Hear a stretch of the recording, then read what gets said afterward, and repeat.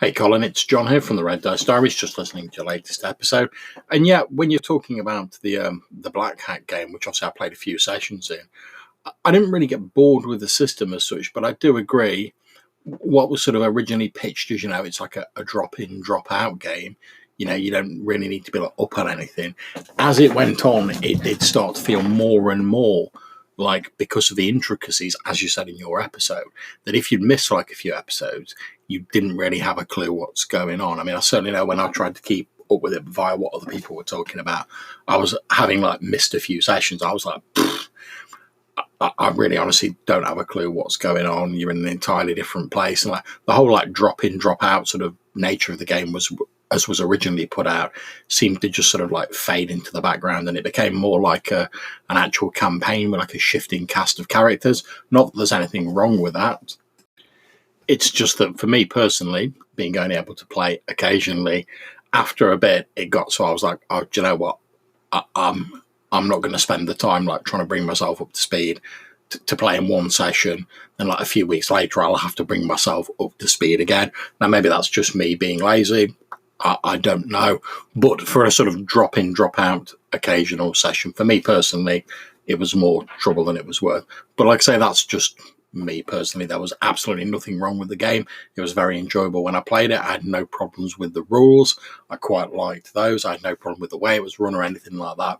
I just found that a drop-in, drop-out game, I think, works better with something like Cody's Barra Maze, where you don't really need loads of background. You can just jump in, explore some dungeons, happy days. Whereas I think the Black Hat game started to move away from that. But like I say, that's just my opinion. Anyway, take care, dude. I'll catch you soon. Continuing the discussion then, got a couple of call-ins. First up was John Large, and kind of lending some support to my assessment of how it panned out with the Black Hat game. I don't think I've spoken with John about this, but perhaps he was one of the players that was getting a little left behind. Perhaps it was voiced.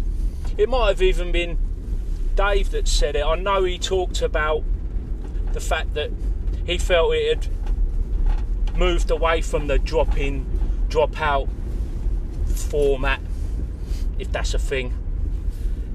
So, interesting thing to ponder though. Definition of long-term play. When is a campaign deemed a lasting campaign? And I feel definitely, in fact, the Black Hat, and when I recall a discussion amongst the anchor community at the time, a lot of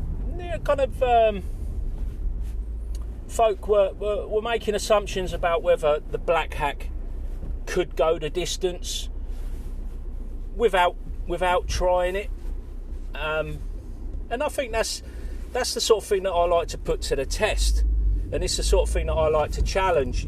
These assumptions that get made, and the Black Hat kind of got dragged into this discussion before, and it's there again, and I feel like Dave did prove that certainly with the group he was playing with and his own style, it worked out pretty nicely in developed depth and progression. And of course, he was adding stuff to it all the time, developing it, bringing what he wanted to see into the game, and the players were bringing what they wanted to see to the game. It was definitely firing people's imaginations, and perhaps in John's case, that became a bit too much in terms of investment outside of the session. He says he kind of couldn't keep up with it, and that was my suspicion. And I think a few people maybe shared that feeling, and not a problem. It's just the way it is.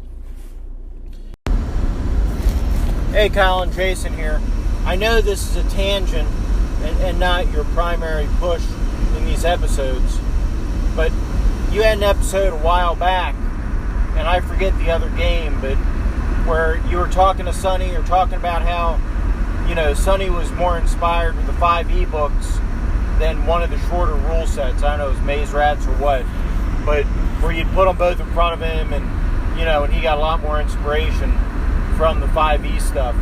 So while I don't doubt that, you would be fine with there and back again for, a couple year long campaign, I do wonder if everybody in your group would be okay with that, or if they want to see that mechanical progression on the character sheets and the mechanical abilities and mechanical options in there.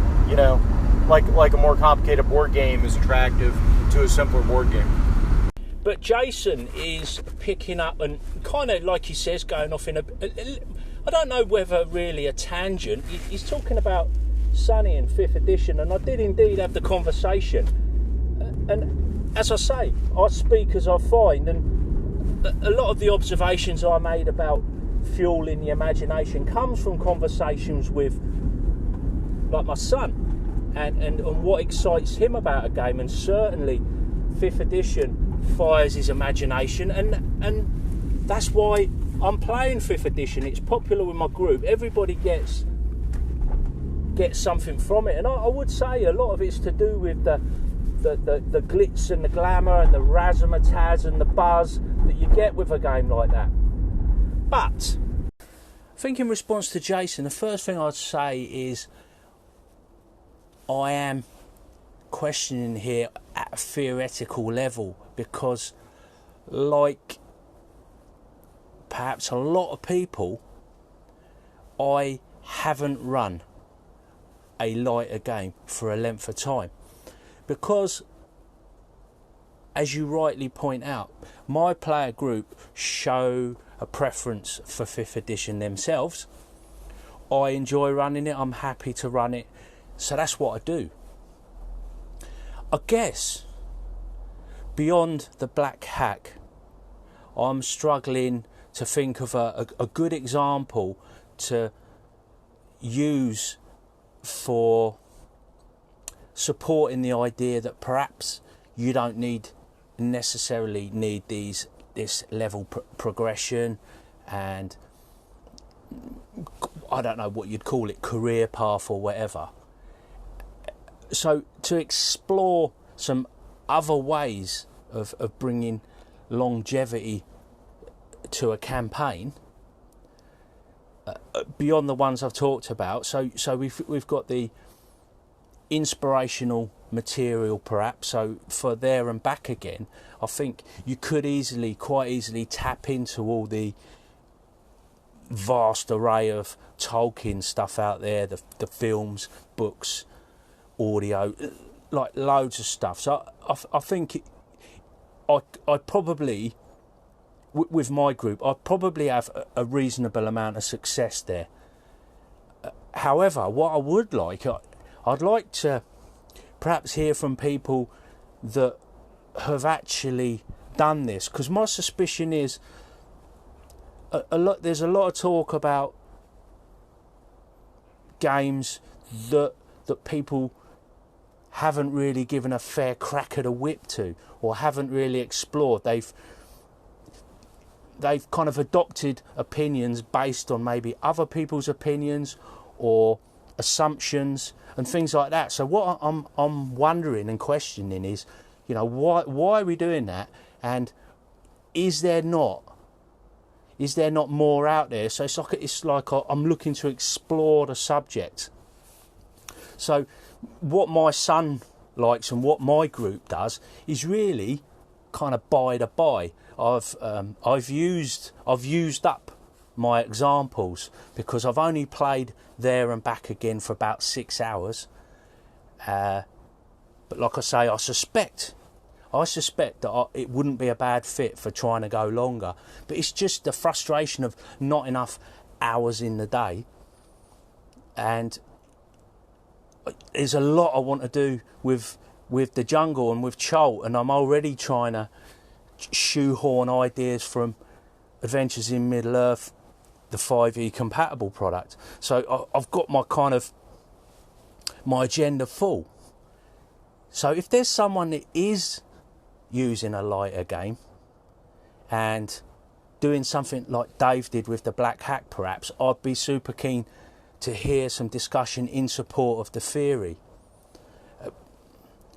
Because there's loads of people that are doing the other thing, and yeah, I'm wondering, why is that? Is that because you've got some big companies spinning it up? Is it because that was the original way? So, is it the old story? Oh, well, that's how we've always done it again.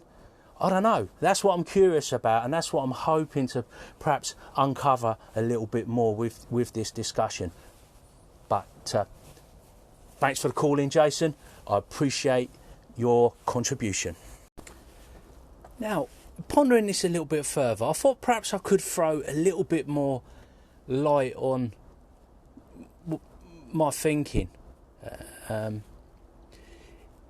with an example of perhaps my thought processes a little bit. Like I say, I've got these ideas for running my D&D campaign and introducing some Adventures in Middle-earth ideas. One of the things I talked about was journeys and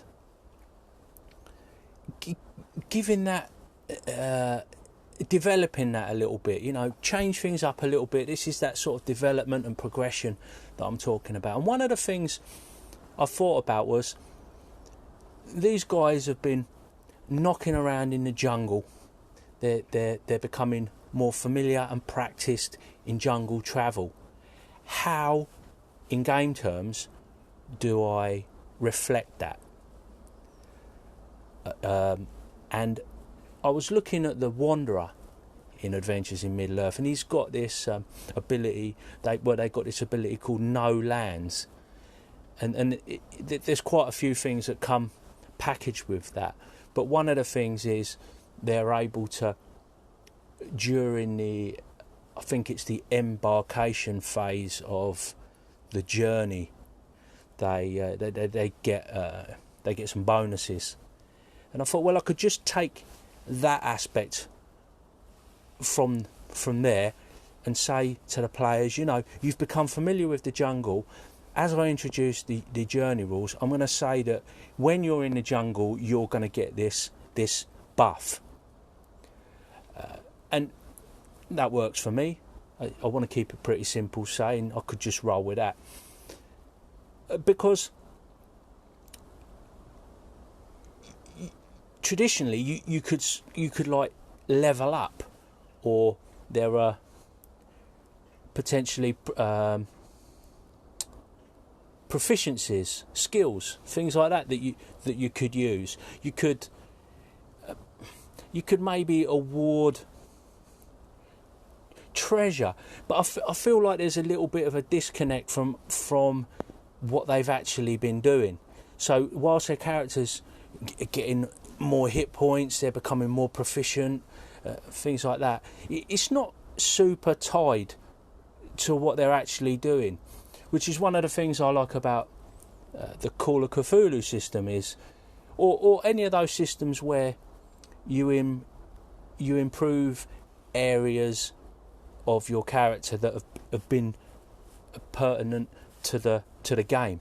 So if you're doing a lot of investigation for some reason, or you're delving into the occult or the Cthulhu mythos, then perhaps your mythos is going to go up.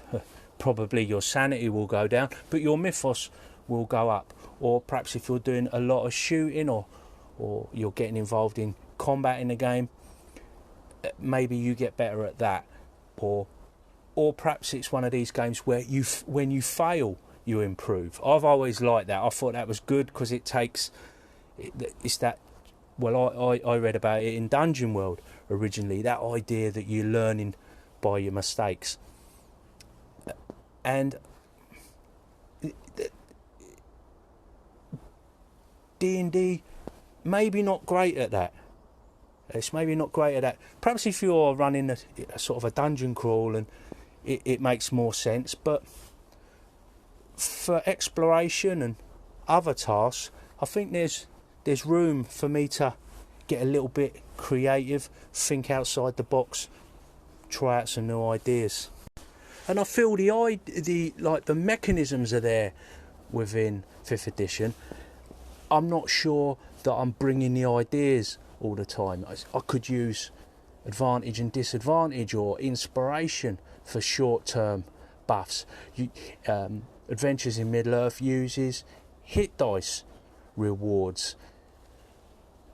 These are all short-term things. There's nothing to stop me from just giving out proficiencies. And this is something I'd be interested to hear if other people playing D&D have given this much thought themselves, and if so, what do they do? Are they just using level progression, pure and simple, or are there other buffs that you award to players between times? Not necessarily even D&D. I mean, this is, I think, broadening out into a discussion about advancement, progression, all on the theme of bringing longevity to the campaign. If you're seeking the longer game, you maybe want to move away from the drop in, drop out, or the one shot. How are you doing that? And because an example always helps, let's call it jungle craft. When in the jungle, due to your experience of the environment, you get double your proficiency bonus on wisdom survival rolls. There you go. That's the sort of thing I'm wondering. You just, a point in time, say to the players, right, the folks that have been doing this and this, I'm awarding you this going forwards.